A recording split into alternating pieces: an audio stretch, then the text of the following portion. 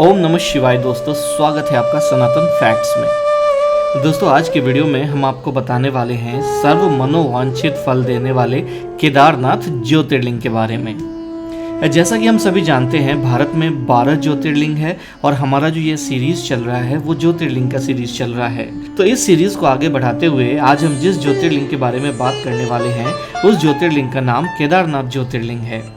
यह उत्तराखंड में स्थित है और इसकी स्थापना के पीछे एक बड़ी दिलचस्प कहानी है जिसका वर्णन हम यहाँ करने वाले हैं।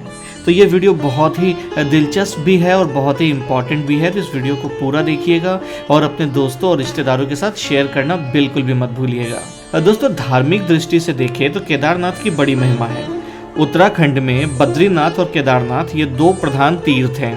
दोनों के दर्शनों का बड़ा ही महत्व है और शास्त्रों के अनुसार जो व्यक्ति केदारनाथ के दर्शन किए बिना बद्रीनाथ की यात्रा करता है उसकी यात्रा निष्फल जाती है। केदारनाथ का वर्णन स्कंद पुराण और शिव पुराण में भी मिलता है। यह तीर्थ भगवान शिव को अत्यंत प्रिय है।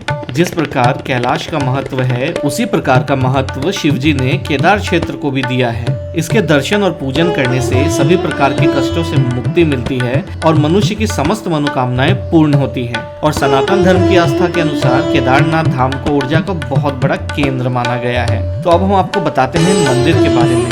भगवान शिव का यह मंदिर 85 फीट ऊंचा, 187 फुट लंबा और 80 फुट चौड़ा है। मंदिर में मुख्य भाग मंडप और गर्भगृह के चारों ओर प्रदक्षिणा पथ है। बाहर प्रांगण में नंदी बैल वाहन के रूप में विराजमान है। कार्तिक पूर्णिमा के दिन मंदिर में स्थापित शिव प्रतिमा को उखी मठ में ले जाया जाता है। केदारनाथ पहुंचने से पहले गौरीकुंड में स्नान का विधान है। गौरीकुंड के अलावा केदारनाथ में शिवकुंड, रेतकुंड, हंसकुंड, उदीकुंड आदि हैं। भैरवनाथ जी मंदिर की भी यहाँ बहुत मान्यता है और हर साल इन्हीं की पूजा के बाद मंदिर के कपाट खोले और बंद किए जाते हैं। और ऐसी मान्यता है कि मंदिर के पट बंद होने पर भैरव जी इस मंदिर की रक्षा करते हैं। और दोस्तों आइए हम आपको बताते हैं भीमशिला चट्टान के बारे में। मंदाकिनी नदी के किनारे बसे इस मंदिर का 6 वर्ष पूर्व आई प्रलय के बाद बचना किसी चमत्कार से कम नहीं था। इस प्रलय रूपी विनाश में सब कुछ ध्वस्त हो गया था और केदारनाथ मंदिर के पीछे पानी के वेग के साथ आई एक बड़ी चट्टान इस तरह से कवच बनी रही कि मंदिर की एक ईंट को भी नुकसान नहीं हुआ। तो मंदिर को बचाने वाली इस शिला का नामकरण भीमशिला के रूप में किया गया।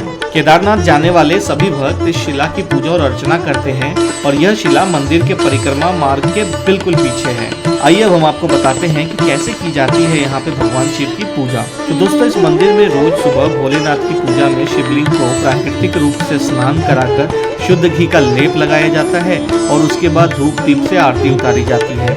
इसके बाद यात्रीगण मंदिर में प्रवेश कर पूजन कर सकते हैं और फिर संध्या के समय भगवान शिव का श्रृंगार किया जाता है। अब हम आपको बताते हैं इस मंदिर से जुड़ी हुई एक बहुत ही दिलचस्प कहानी कि कैसे भगवान शिव नर और नारायण की भक्ति से प्रसन्न हुए और यहाँ पे निवास करने लगे। तो दोस्तों भगवान विष्णु के अवतार नर और नारायण ने उत्तराखंड के बद्रिकाश्रम में तप किया था। वे नित्य पार्थिव शिवलिंग की पूजा किया करते थे और भगवान शिव नित्य ही उस शिवलिंग में आते थे। एक दिन भगवान शिव प्रसन्न होकर प्रकट हो गए और उन्होंने नर नारायण से कहा कि मैं आपकी आराधना से प्रसन्न हूँ, आप अपना मनवांछित वर मांग लें। नर नारायण ने कहा, देवेश यदि आप प्रसन्न हैं और वर देना चाहते हैं, आप अपने स्वरूप से यहीं प्रतिष्ठित हो जाएं, पूजा अर्चना को प्राप्त करते रहें एवं भक्तों के दुखों को दूर करते रहें।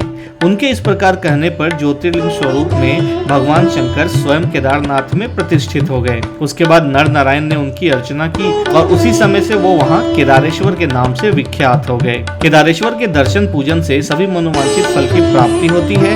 केदारनाथ में भगवान शंकर का नित्य सानिध्य बताया गया है और यहाँ के दर्शनों की बड़ी महिमा गाई गई है। अब हम आपको एक दूसरी कहानी बताते हैं जिसमें कैसे भीम ने शंकर भगवान को यहाँ पे स्थापित किया। तो एक दूसरी कथा के अनुसार महाभारत के युद्ध में विजयी होने के बाद पांडव भ्रातृ हत्या के पाप से मुक्ति पाना चाहते थे। इसके लिए वो भगवान शंकर का आशीर्वाद पाना चाहते थे, लेकिन भोलेनाथ उन्हें दर्शन नहीं देना चाहते थे। भगवान शंकर के दर्शन के लिए पांडव काशी गए पर वे उन्हें वहां नहीं मिले। वे लोग उन्हें खोजते हुए हिमालय तक आ पहुंचे। भगवान शंकर पांडवों को दर्शन नहीं देना चाहते थे, इसलिए वो वहां से अंतर ध्यान होकर केदार में जा बसे। दूसरी ओर पांडव भी अपनी प्रतिज्ञा के पक्के थे। वे उनका पीछा करते करते केदार पहुंच गए। भगवान शंकर ने तब तक बैल का रूप धारण कर लिया और वे अन्य पशुओं से जा मिले। लेकिन पांडवों को संदेह हो गया था, अतः भीम ने अपना विशाल रूप धारण कर 2 पहाड़ों पर पैर फैला दिए। अन्य सब गाय बैल तो उस पैर के नीचे से निकल गए, पर शंकर जी रूपी बैल पैर के नीचे से जाने को तैयार नहीं हुए। भीम बलपूर्वक इस बैल पर झपटे, लेकिन बैल भूमि में अंतर्ध्यान होने लगा। तब भीम ने बैल की त्रिकोणात्मक पीठ का भाग पकड़ लिया। भगवान शंकर पांडवों की भक्ति दृढ़ संकल्प देखकर प्रसन्न हो गए। उन्होंने तत्काल दर्शन देकर पांडवों को पाप मुक्त कर दिया। उसी समय से भगवान शंकर बैल की पीठ की आकृति पिंड के रूप में श्री केदारनाथ में पूजे जाते हैं।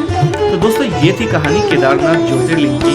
मैं आशा करता हूँ कि आपको वीडियो पसंद आया होगा। अगर ये वीडियो पसंद आया है तो इसको अपने दोस्तों रिश्तेदारों के साथ शेयर करें, हमारे इस वीडियो को लाइक करें और हमारे इस चैनल को सब्सक्राइब करें। तो मिलते हैं अगले वीडियो में। ओम नमः शिवाय।